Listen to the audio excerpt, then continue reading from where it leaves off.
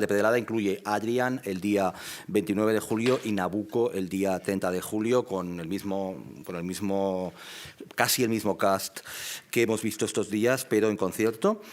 Y pues nada, tenemos el privilegio de tener con nosotros al compositor, al Rufus Wainwright, el director musical está a punto de llegar, Scott Dunn, y tenemos evidentemente también a John Weisroth, que es el director de escena, a Charo Romo, que es la encargada, que se encargará de la traducción como siempre, y tenemos también de invitado especial a Siegfried, que nos advierten que en una conferencia de prensa reciente se convirtió en el protagonista y por lo tanto también podéis hacerle preguntas o lo que os parezca conveniente. Yo voy a empezar con Rufus, preguntándole un poco cómo surgió la iniciativa de componer a Hadrian y por qué escogió la figura de este emperador romano. Why did you choose this character, and how did this idea come about? Yeah, well, Hadrian, the story of Hadrian was actually the first idea that I had ever in terms of writing an opera.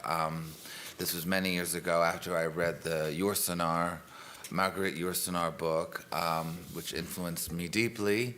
And then I wanted to write Hadrian. Should I stop and you talk? Yeah, but you can talk. I mean, you can get really long speeches. Okay, great. So I read the Yourcenar book. It affected me deeply, and I wanted to write an opera about it. But I felt that at that point in my life, I didn't have really the ability to compose a grand opera that would, illustrate the Roman Empire, So I waited a little bit, and then the idea of prima donna came to me, which is a far more, intimate piece, and I felt like that was a good sort of first step in the opera world. So I went with that, and then that process was pretty formidable and formative. And then, thankfully, Alexander Neef, who's now the head of the Paris Opera, and then was head of the Canadian Opera Company, he heard this, and he said, "Well, I want to do Hadrian." So I was able to go from one to the next, and continue this really, really ferocious and intense and wonderful journey that is the opera. En realidad, Adriano fue la primera idea o mi primera inspiración para escribir una ópera. Hace muchos años leí este maravilloso libro de Marguerite Yourcenar, Memorias de Hadriano, y pensé que sería un buen tema para escribir una ópera. Fue un libro que me impactó, me influyó mucho, pero pensé que tal vez el tema del Imperio Romano no era lo ideal o que yo no tenía en ese momento capacidad para tratar este tema en una primera ópera. Luego me surgió la idea de Prima Donna, que fue finalmente mi primera ópera, una obra íntima, y que me permitió lanzarme a este proceso intrincado, maravilloso, que es la escritura de óperas. El responsable de la Canadian Opera Company, que ahora es de la Ópera de París, oyó que estaba interesado en esta ópera de Hadriano, y como segunda ópera, ha sido mi segunda ópera, en este proceso de escritura. Okay. Yeah.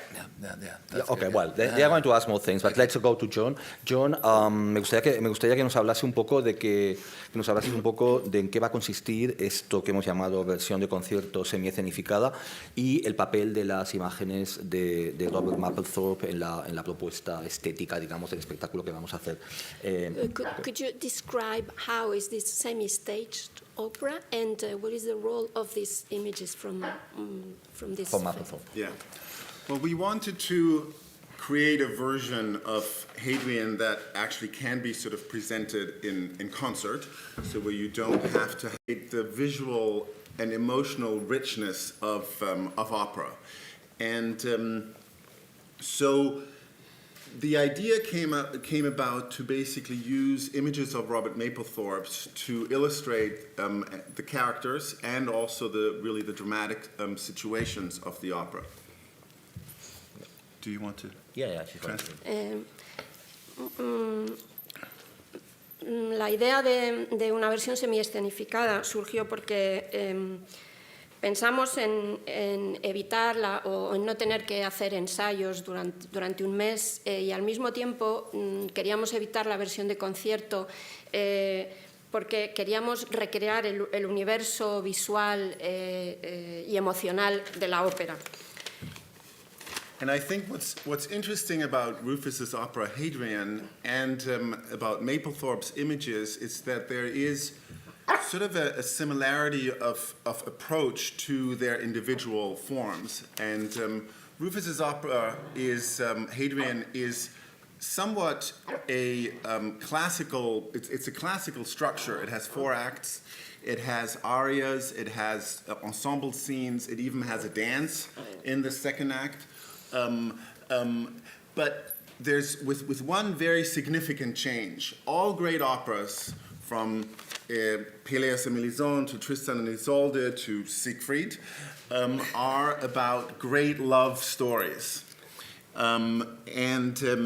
But all these love stories are obviously heterosexual love stories. And so the tiny little change in a way with Hadrian is that the core of the opera is a homosexual love story.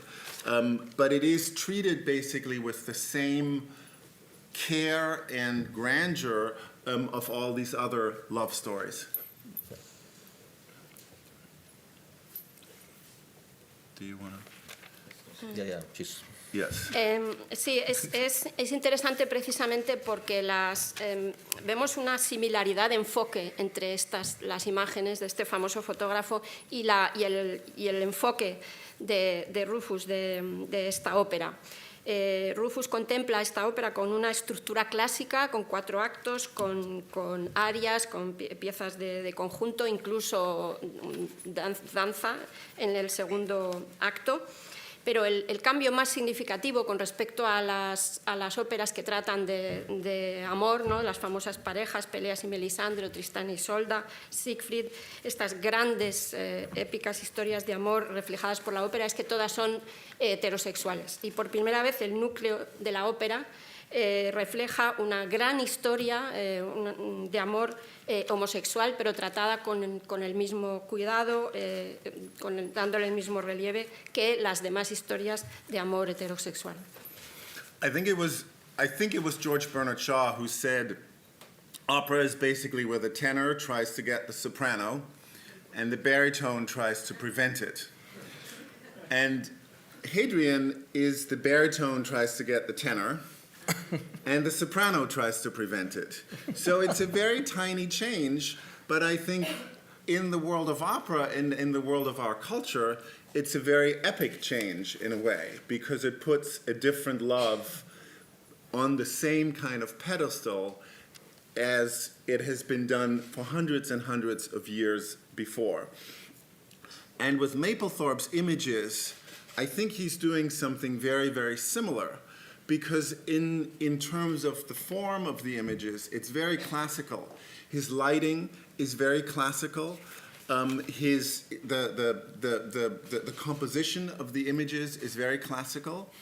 But he looks at his photographic objects with the homosexual gaze and not with the heterosexual gaze. So he also changes that perspective, basically.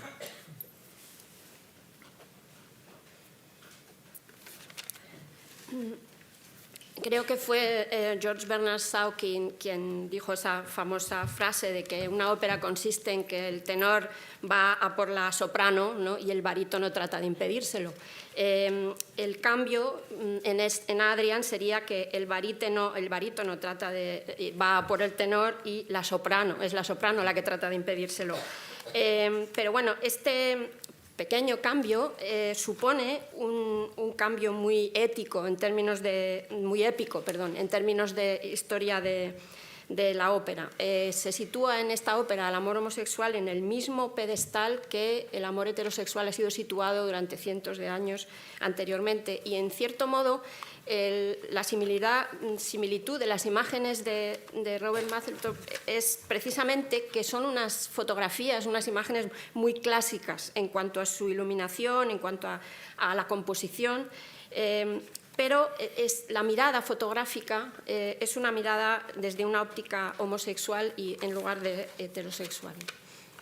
So we selected about 300 images of Mapplethorpe's and basically associated them with all the different scenes throughout the opera and created really a very large projection. Some of the images are a little bit animated.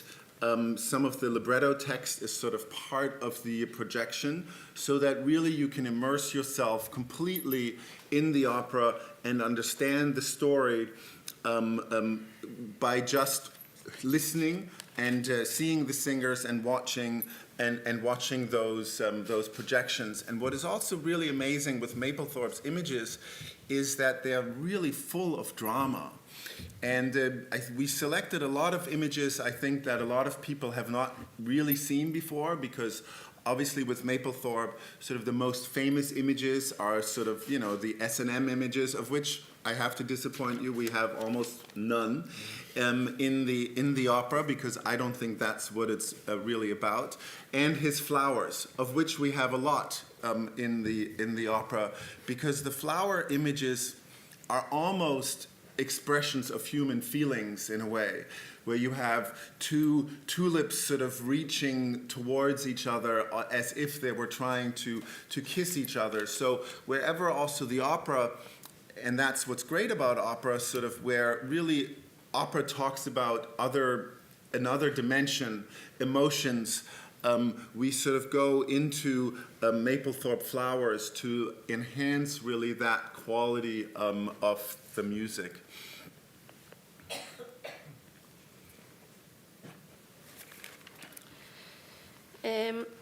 Hemos seleccionado para nuestra ópera hemos tomado 300 imágenes de Robert Mapplethorpe y hemos utilizado las imágenes que pensábamos que podían asociarse mejor a las diferentes escenas de la ópera. Hemos agrandado las imágenes, en algunos casos proyectamos imágenes animadas, partes del texto del libreto. Y esto permite al espectador, escuchando la música, observando las imágenes y viendo a los cantantes, sumergirse realmente en la historia, en el universo emocional de la ópera. Hemos seleccionado algunas imágenes que muy poca gente ha visto y no hemos evitado las más famosas. En ese sentido podemos decepcionar a alguien porque no hay ninguna de las famosas imágenes S&M. Pero sí, en cambio, otras imágenes muy famosas que son las de flores. Las flores, las fotografías de Mapplethorpe de flores vegetales expresan sentimientos prácticamente equivalentes a los humanos, ¿no? Y en algunos casos vemos dos labios que se acercan tratando de besarse, que parecen realmente dos personas. Y pensamos que dan una dimensión emocional muy fuerte que refuerza la intensidad de la música. And the concept really for the staging is that we are witnessing, one of the first rehearsals within a full rehearsal process of an opera. And sort of in the beginning, the idea is that it is basically like the first run-through, and where the director also sort of explains to the cast their characters, where he wants the opera to go, the emotional direction of the opera. And that's sort of the concept of the opera, is basically those projections. That's sort of the mind of the director, where the opera is supposed to go. And we see the singers basically doing a run-through of the opera for the first time, where sometimes they are basically just singers in a rehearsal. They have a water bottle and they drink from it or whatever, and where sometimes they maybe go a little bit into a dramatic situation. So that's sort of the framework for the staging work that we are doing within the week of rehearsals that we have here. And the idea really is that the audience witnesses a very early process in a much longer process of creating a full-on production that in 4 weeks would then have, you know, the complete sets and all the action on stage. But the audience can see a very early version of it and can basically dream up their own version of a fully staged Hadrian production.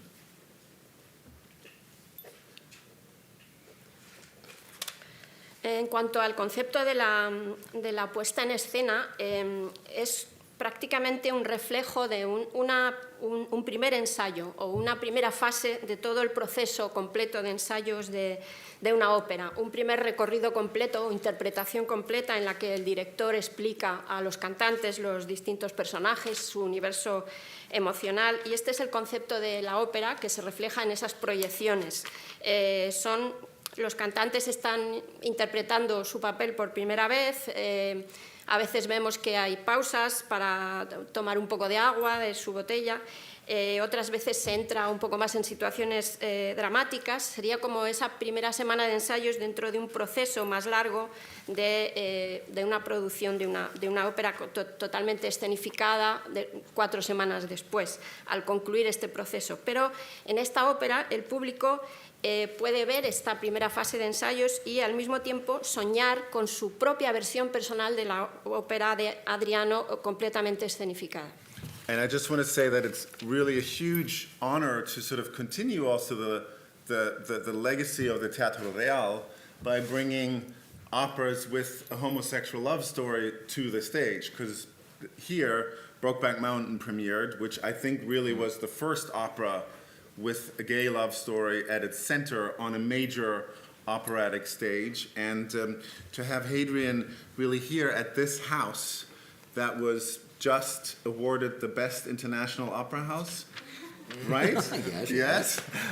Is really an incredible honor. And it's so wonderful to have also Thomas Hampson perform the role of Hadrian again, who really at the production in Toronto was so, I mean, Thomas Hampson is probably the most heterosexual person that you can imagine, but he was so concerned with making sure that his love for Antinous comes across as authentic in Toronto. And it was really wonderful to see a singer of that caliber and that intelligence really immerse himself into this role and embrace and love this opera so much. So it is so wonderful that he's coming back to perform this role. And I didn't know, but Johann just told us that it's the first time he's actually singing opera, or one of the first time on this. He has some concerts, but opera. Yeah. So it's really so many beautiful things coming together on this stage at this wonderful theater. Chao. Y también ha sido debo decir que ha sido un gran honor para nosotros continuar este legado de este gran teatro de ópera que es el Teatro Real, introduciendo esta primera historia en la que el amor homosexual está en el núcleo de la obra, después de Brokeback Mountain, que fue como la primera vez que el amor homosexual aparecía en escena. Y esto en el mejor teatro de ópera a nivel internacional. O sea, es un gran honor para nosotros y es igualmente un gran honor contar con el personaje principal de Hadrian, Thomas Hampson, que fue el que interpretó el estreno absoluto de la ópera en Toronto, que es la persona más heterosexual que existe, pero que desde el primer momento estaba extremadamente preocupado porque su trabajo reflejara realmente la profundidad, transmitiera la profundidad de este amor homosexual que retrata, y lo ha hecho con una gran inteligencia y realmente ha velado al máximo por interpretar del mejor modo posible este papel. Así que es estupendo tenerlo aquí con nosotros. Creo que es la primera vez que interpreta una ópera en el Teatro Real, si no me equivoco, y por eso es maravilloso contar con este cantante en este maravilloso teatro. Well, I don't know whether you have left any questions for them, but well, we are going to try. Bueno, os toca a vosotros. Si tenemos, les decía que no sé si han dejado alguna pregunta pendiente de contestar, pero que lo vamos a probar. Por lo tanto, si alguien tiene una pregunta. Hola, ¿qué tal? Buen día. Emiliano para Agencia F. Pregunta para Rufus, particularmente qué representa estar con este espectáculo de este calibre en Madrid, aquí en España, como un amante de España también, y si todos los seres humanos tendríamos que dejar este mundo con el legado de haber amado a alguien como Hadriano. A question for you. What is the importance of this, bringing this story to Spain, a country you really love? Yes. And do you think everybody should, I mean, no one should leave this world without having loved? Oh, that's a wonderful question. Well, there's so many aspects of this piece that correspond directly with Hadrian on many levels. First of all, I mean, Hadrian was from the Iberian Peninsula, so it's a homecoming for him in a lot of ways. Also, I think the progressive attitude in Spain with gay marriage is historically so important, and so to continue that tradition and really I will say there's been absolutely no feeling of embarrassment or worry about performing this opera here with the public and the people. They're so comfortable with that. I mean, it's not perfect. Nowhere is perfect, but there's definitely a tradition here that is solid, and in a world today that is becoming ever more conservative and brutal. Madrid feels just like such a beacon of hope and acceptability. The other thing is that turning more to the opera world, I have loved opera intensely since I was about 13. Since I heard Verdi's Requiem for the first time. And in fact, tomorrow for my birthday, July 22nd, I'm going to go see Nabucco and pay my respects to Papa Verdi. So I love opera more than most people, and one of the big things, of course, is the importance of Spain in opera. Whether it's having some of the greatest singers who have ever lived, like Montserrat Caballé or Victoria de Los Angeles or Placido Domingo, who I hope will come, or if it's the subjects. So many operas take place in Spain. So Spain has always been so important to the opera world, and I think Hadrian coming here is it's quite epic, actually.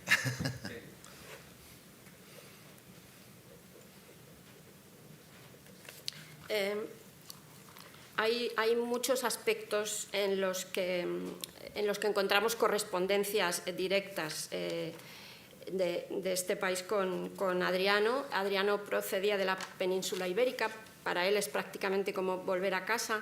España mantiene una actitud muy progresista con respecto al matrimonio homosexual. Y es como, nos situamos en esa tradición. De hecho, no hemos sentido ningún temor, ninguna aprensión con respecto a la aceptación de esta historia en España. No es que todo sea perfecto, pero ya hay una tradición sólida actualmente, y en un mundo tan brutal como el mundo en que vivimos, Madrid es como un punto de esperanza, de aceptación en este sentido. Y yo debo decir, con respecto a la ópera en general, que adoro la ópera desde que era niño, desde que a los 13 años escuché por primera vez el Requiem de Verdi. De hecho, para mi cumpleaños pienso venir a ver Nabucco y presentar mis respetos a Papa Verdi. España siempre ha sido muy importante por sus figuras de ópera, Montserrat Caballé, Plácido Domingo, que espero que asista. Y hay muchos... Sí. Y hay muchos temas españoles en el mundo de la ópera. En cualquier caso, obviamente, es que el hecho de que Hadriano esté aquí es bastante épico, ¿no? Is it okay to ask my question in English? Of course, you can translate from English to Spanish as well.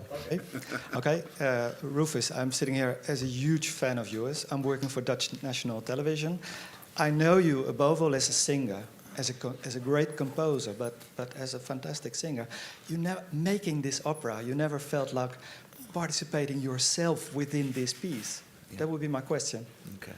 Did you want to translate it for that one? Sí, bueno, yo soy un gran admirador de Rufus, sobre todo como músico, también como compositor. ¿Dónde se sitúa en el marco de esta historia? Bueno, que también como cantante y que si él ha pensado alguna vez en que en su ópera quizás se podía meter él mismo como personaje, something like this, ¿no? Let's see.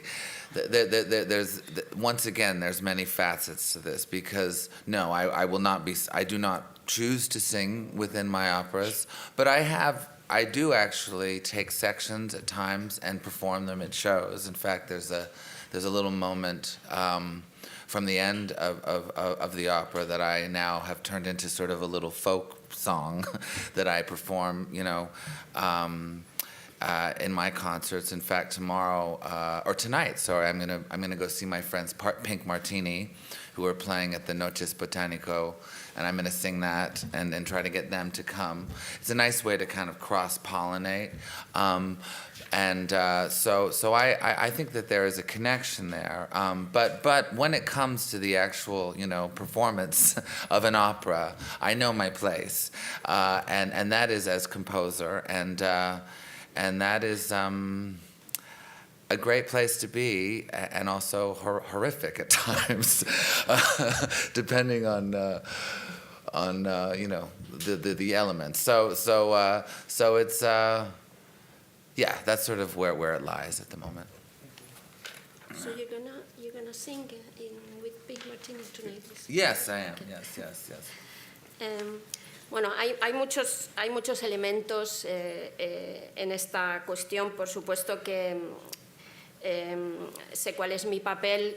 Mi papel es el de compositor y no el de cantante. Yo no canto en las óperas que compongo, pero sí que en alguna ocasión he tomado pequeños fragmentos, por ejemplo, del final de esta ópera, y los he introducido en mis espectáculos, por ejemplo, esta vez como pequeño canción folk.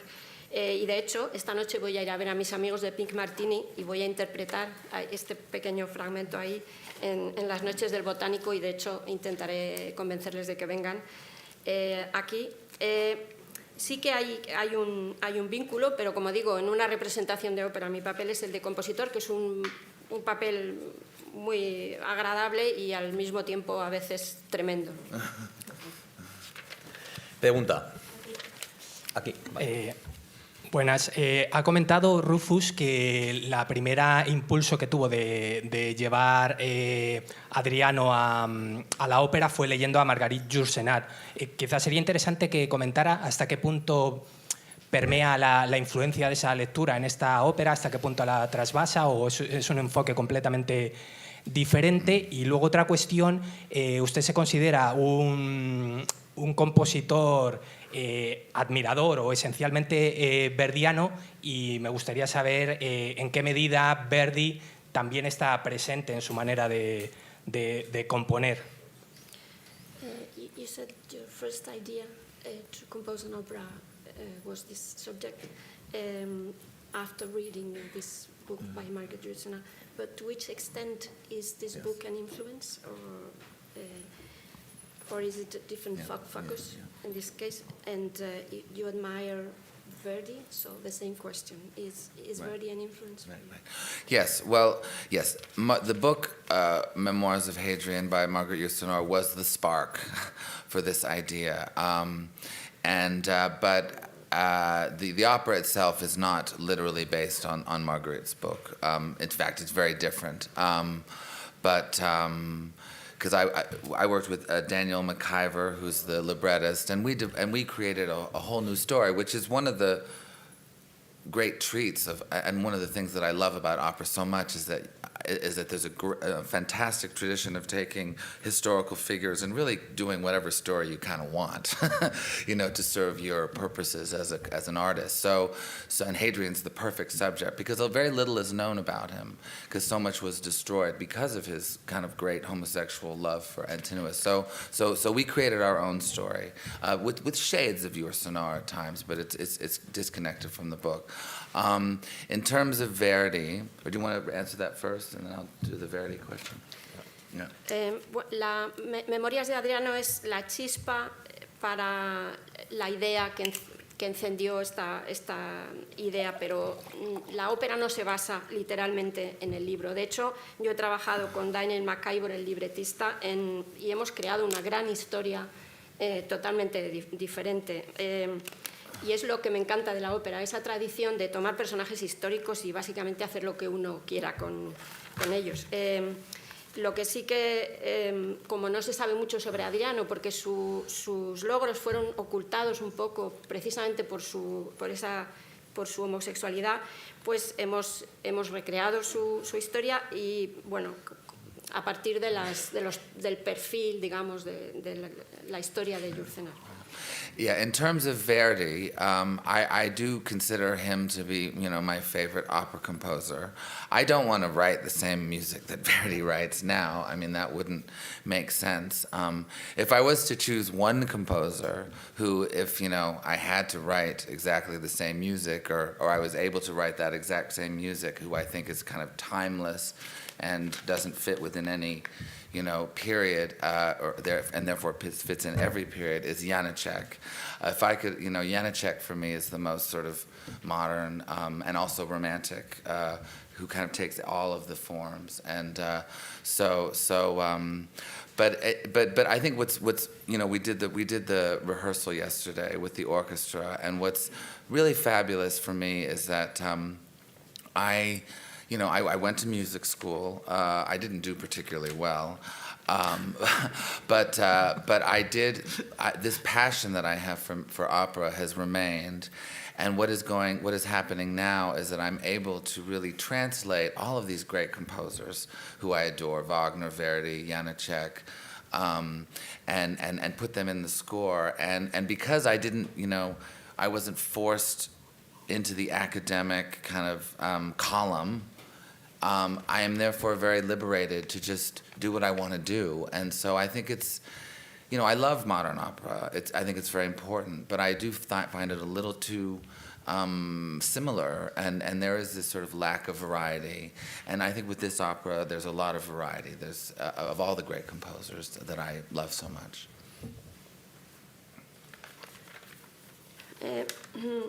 Sí, en cuanto a Verdi, es mi compositor favorito, no obstante no quisiera escribir como Verdi, no tendría sentido. Si tuviera que elegir un compositor que considero atemporal y que acoge lo moderno y lo romántico a la vez, que puede adoptar todas las formas, este sería Janacek. Ayer hicimos el ensayo con orquesta. Y bueno, yo debo decir que no era muy bueno en el conservatorio, pero bueno, mantuve mi pasión por la ópera desde el principio y creo que esto de no haber seguido el circuito académico, digamos, me permite tener una cierta libertad para traducir a estos grandes compositores, Verdi, Wagner, Janacek, a mi manera, ¿no? Hacerlo de forma más libre. Me gusta la ópera moderna, pero considero que hay poca variedad en ella. Yo creo que esta ópera es mucho más rica en ese sentido. ¿Una pregunta más? Sí. Bueno, quería antes de nada agradecer que se haga una ópera de uno de mis libros favoritos, que además que fue uno de los primeros libros que me explotó la cabeza cuando lo leí, siendo muy jovencito. Y quería hacer dos preguntas relacionadas con eso. Por una parte, quería que Rufus nos contara un poco también cómo vivió él esa primera lectura de Adriano, que supongo que también sería en su juventud. Y luego otra pregunta relacionada con eso. A mí entiendo, por supuesto, el enfoque de esta ópera, que está totalmente relacionado con el enfoque del libro, pero a mí, sin embargo, no fue el contenido del libro el que me impactó tanto cuando leí de joven, ni el contenido de la parte homosexual, ni siquiera el contenido en general, sino que fue la forma. Y creo que al final, en el arte en general y en la ópera en particular, es la forma lo que perdura, ¿no? Los temas a veces parecen muy candentes en un momento, pero pasan las décadas, pasan los siglos y el tema no es tan importante a veces, pero la forma permanece. Entonces le quería preguntar por la forma, por su música, por cómo ha enfocado su música, cómo es la música de esta ópera para que la gente cuando venga a verla pues tenga una idea, ¿no? de cuál es su concepción musical. Gracias. Me han mostrado.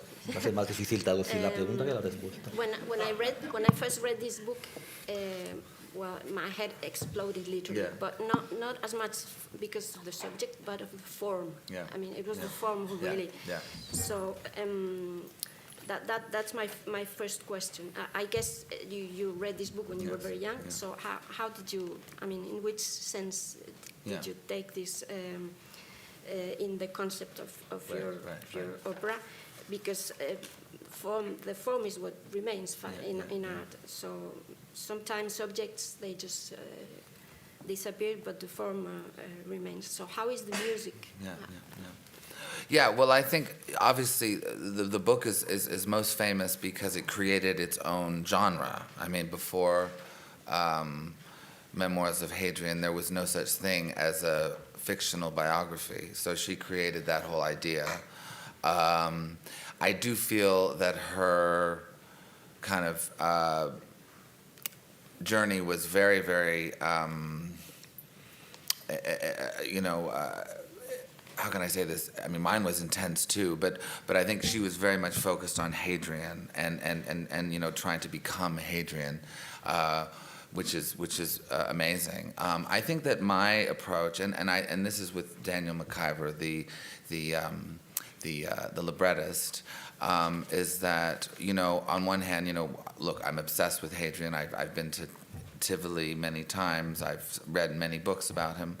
And so forth, but there was an importance in terms of bringing the story to our time, and because there are so many elements that we're still struggling with, whether it's homosexuality, whether it's the creation of Palestine, which is certainly a big topic still, or the death of an empire. These are so I think for us it was more important to. Unlike Marguerite, who really wanted to go back in time in such an intense way, I think we wanted to bring that forward into the present and make it something that, and just show that a lot of these issues we're still dealing with today.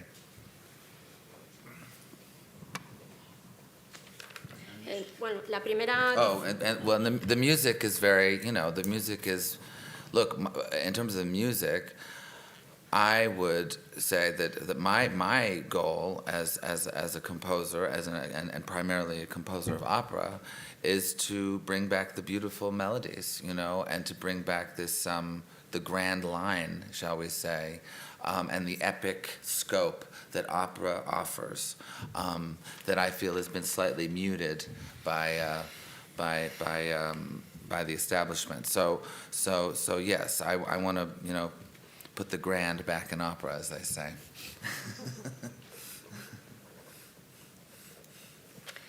Con respecto al libro, es verdad que lo principal fue que Marguerite Yourcenar creó su propio género. Era la primera vez que la ficción, la biografía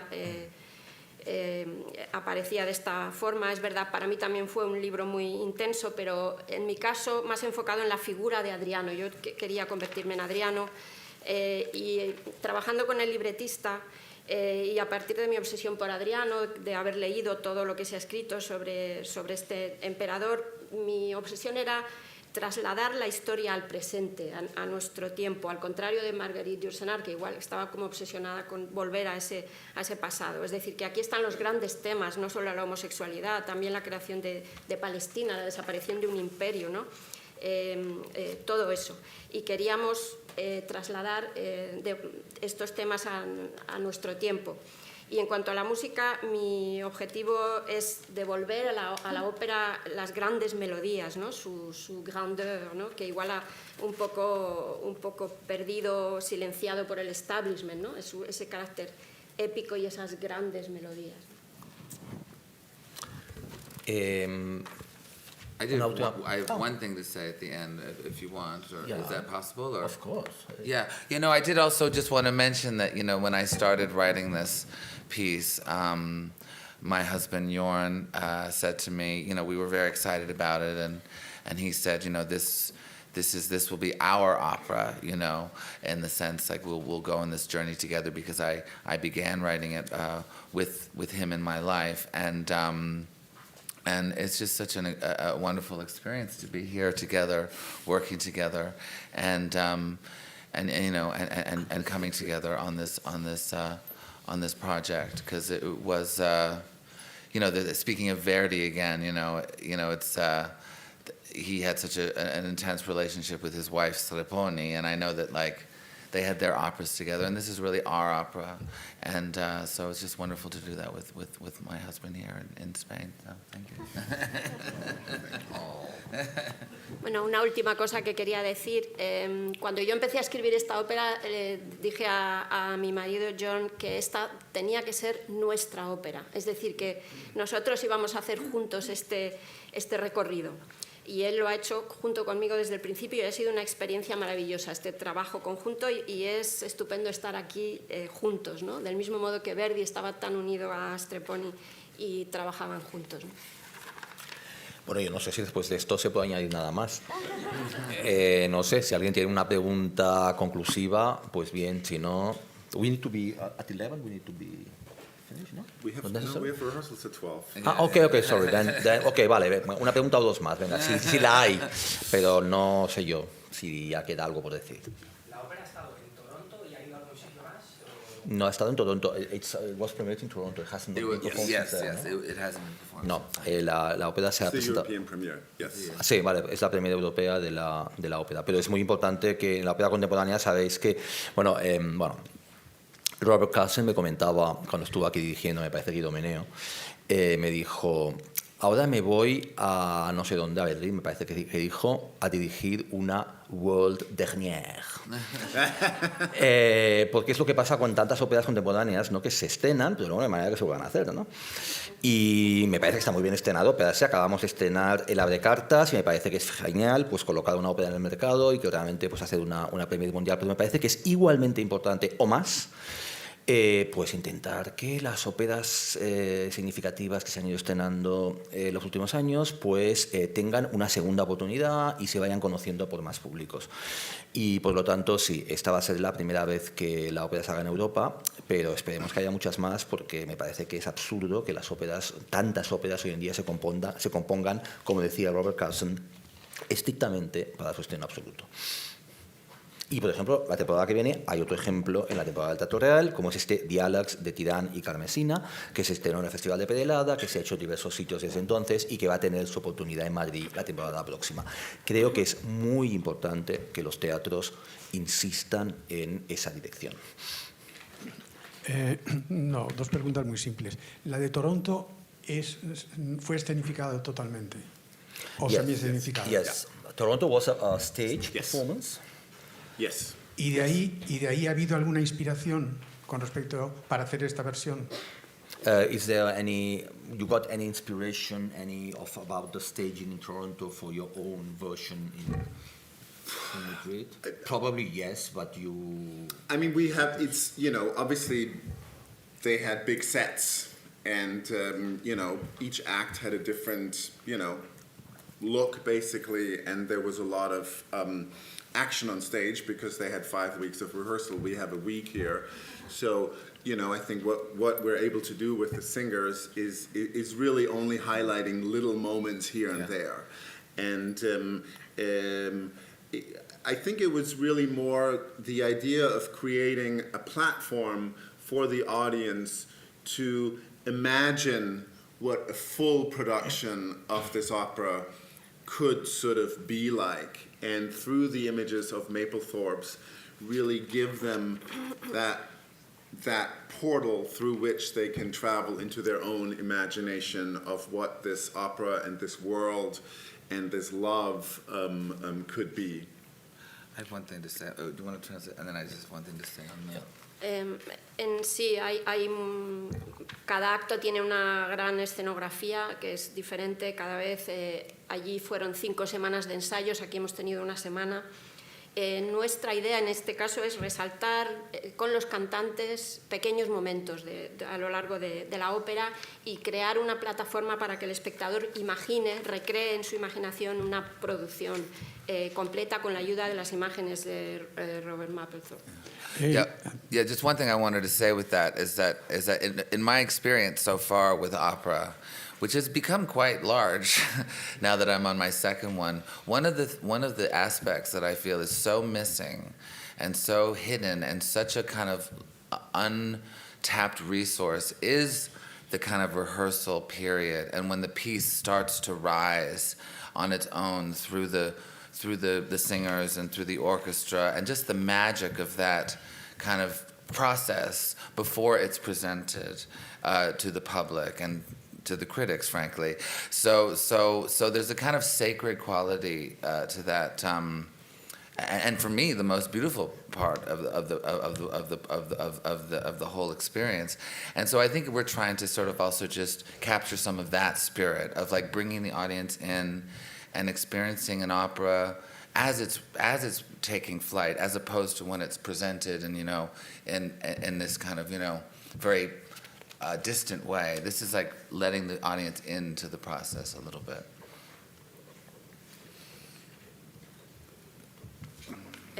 Una cosa que quería añadir es que la experiencia que yo he ido adquiriendo, que es bastante amplia actualmente ya con mi segunda ópera, es que hay un aspecto que se descuida, hay un aspecto un recurso que no se utiliza, que no se explota todo lo que podría, y es este proceso de los ensayos de una ópera, la magia de estos momentos, ¿no? Previos a la presentación al público y a la crítica. Y es esta calidad secreta, estos momentos, los que hemos querido explotar, presentar al público, introducir al público en estos momentos para que capte la magia de estos momentos, ¿no? En contraposición a una ópera concluida, ¿no? Que se presenta como producto acabado. Después, ya ha reflexionado que vuelve a la ópera tradicional del 19 en la estructura y también en la parte melódica y armónica. Y que justamente además reflexiona de que la ópera contemporánea pues aleja bastante a la gente. El utilizar este método ahora es por llegar a más gente, porque le interesa que esta ópera llegue a más gente especialmente. So you talk about bringing back opera to the 19th century spirit with melodic lines.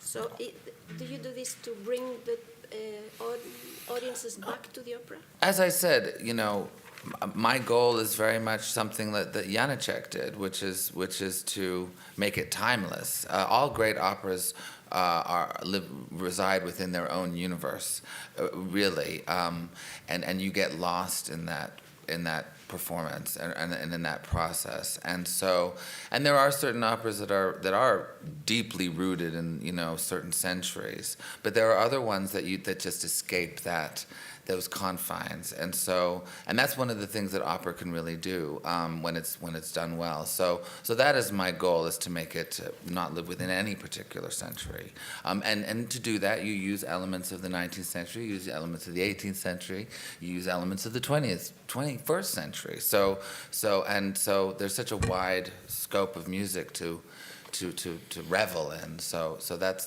I think my goal.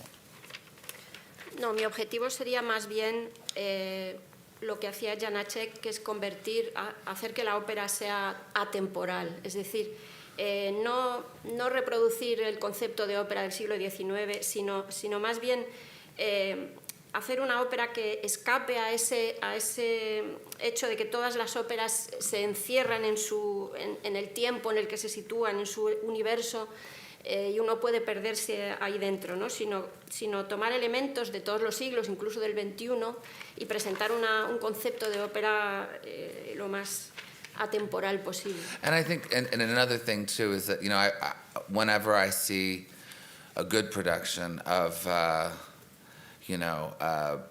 Orfeo by Monteverdi, I'm like, wow, it never really gets any better than that, you know, in a sense.